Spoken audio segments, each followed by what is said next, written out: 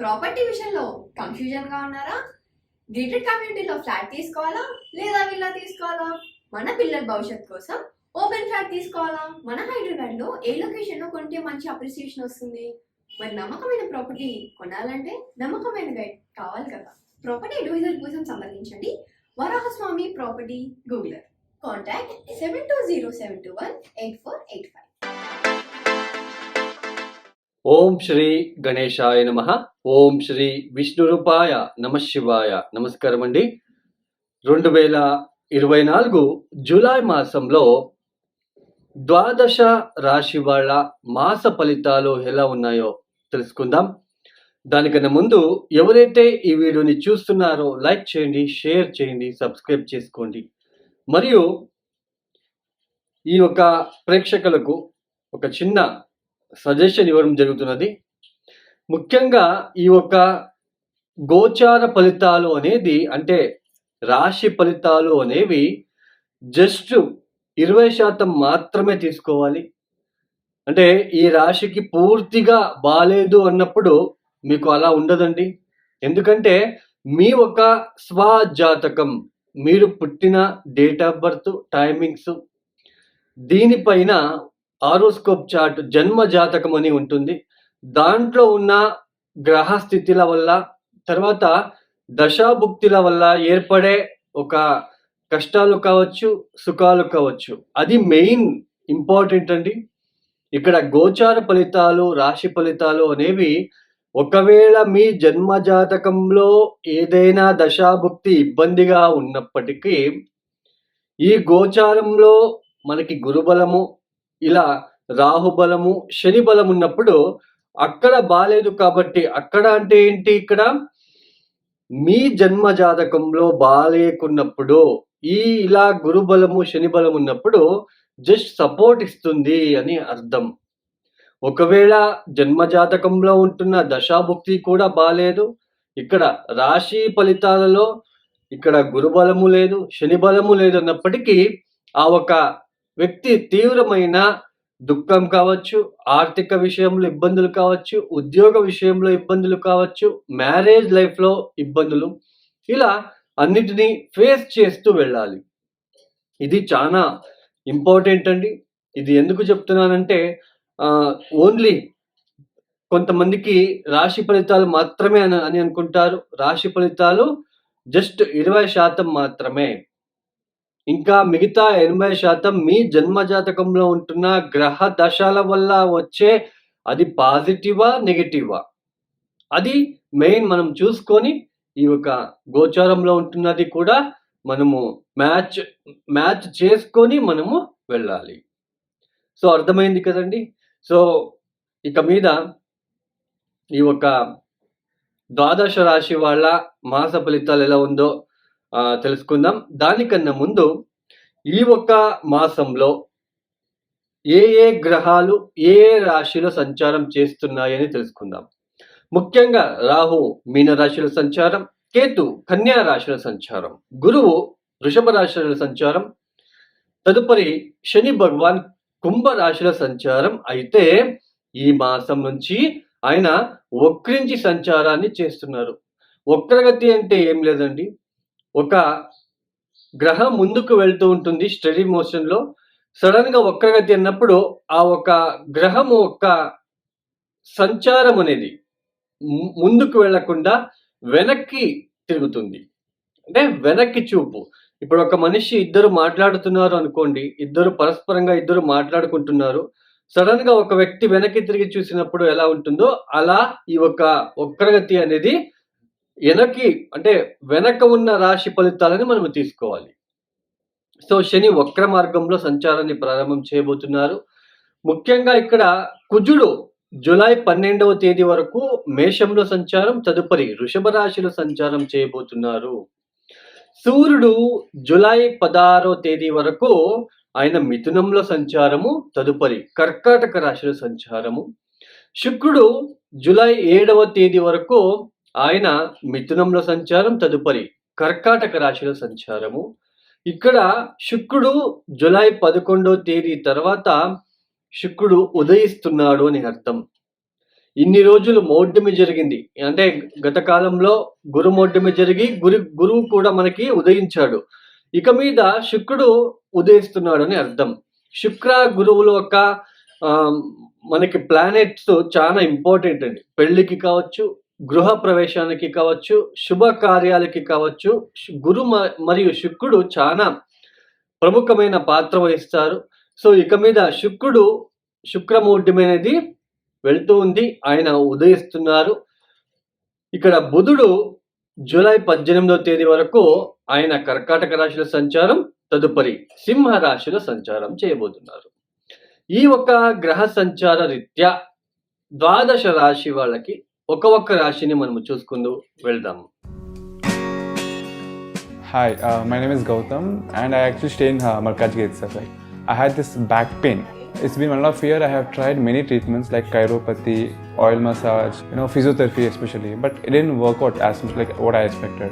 I strongly suggest homeopathy because నేను personally allopathy చాలా suffer అయినా, and I definitely do not recommend allopathy. You people can carry on with the homeopathy. Area Malkajgiri and doctor name is like Nageshwar Rao and the clinic name is Neocare Homeopathy.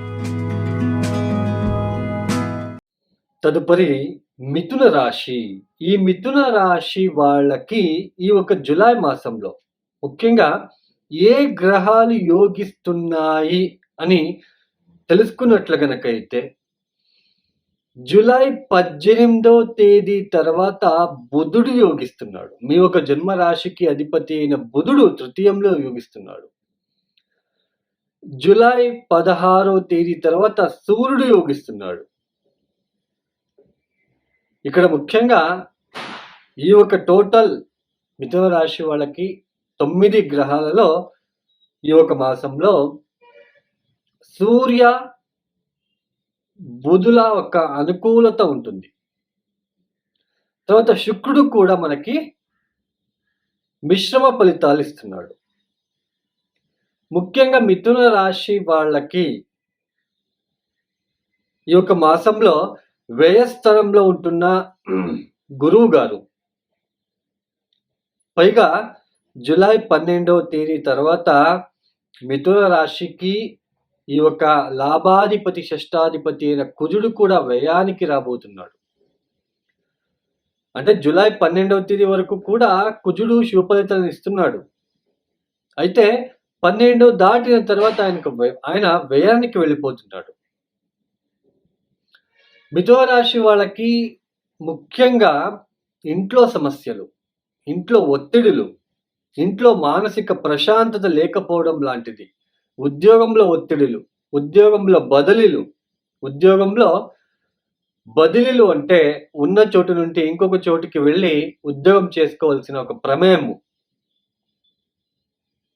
తర్వాత ఎవరైతే గృహ మార్పిడి చేసుకోవాలి అనుకున్న వాళ్ళకి ఆటంకులు ఎక్కువగా ఉంటాయి మిథున రాశి వాళ్ళకి. అయితే ఈ ఒక మాసంలో జూలై 18వ తేదీ తర్వాత తృతీయంలో బుధుడు యోగిస్తున్నాడు. సెల్ఫ్ కాన్ఫిడెన్స్ అనేది ఇంప్రూవ్మెంట్ అవుతుంది. అంటే మనకి మెయిన్ సెల్ఫ్ కాన్ఫిడెన్స్ చాలా ఇంపార్టెంట్ అండి. అంటే మనం ఏదైనా పనులు చేయగలము అనే ఒక ఆత్మవిశ్వాసం అనేది చాలా ఇంపార్టెంట్. ఆ ఆత్మవిశ్వాసమే లేకపోతే ఆ ఒక మనిషి కుంగిపోతూ ఉంటాడు, ఇబ్బందులు పడుతూ ఉంటాడు. మీ రాశికి అధిపతి అయిన బుధుడు ఎప్పుడైతే జూలై 18వ తేదీ తర్వాత తృతీయానికి వెళ్తాడో అప్పుడు కొద్దిగా ఊరట అనేది కల్పిస్తుంది. అంటే ఆత్మవిశ్వాసం అనేది కనిపిస్తూ ఉంటుంది. సంతోషంగా గడపడానికి అవకాశాలు వస్తాయి.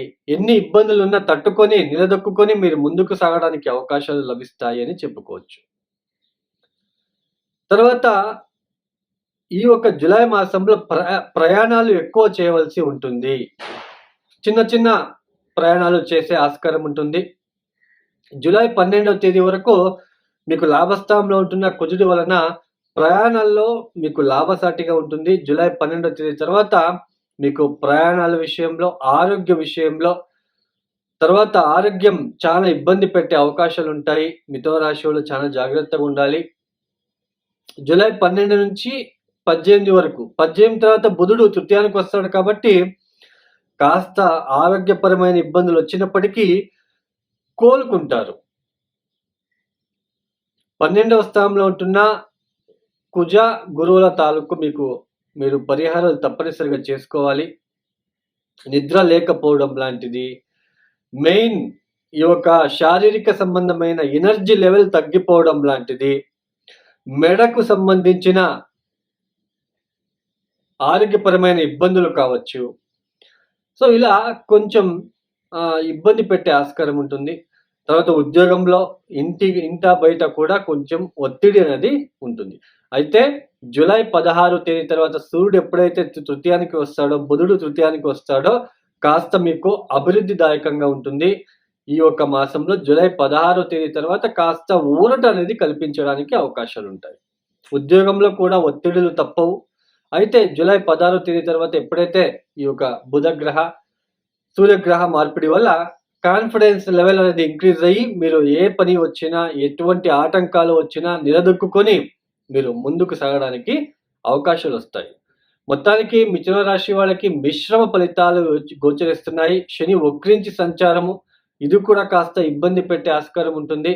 తండ్రితో కాస్త, తండ్రి తరపున బంధువులతో కాస్త, లేదా తండ్రికి ఆరోగ్యపరమైన ఇబ్బందులు కావచ్చు. ఇలా తండ్రికి సంబంధించిన విషయంలో, తల్లికి సంబంధించిన విషయంలో కాస్త ఇబ్బందులు ఎక్కువ వస్తాయి.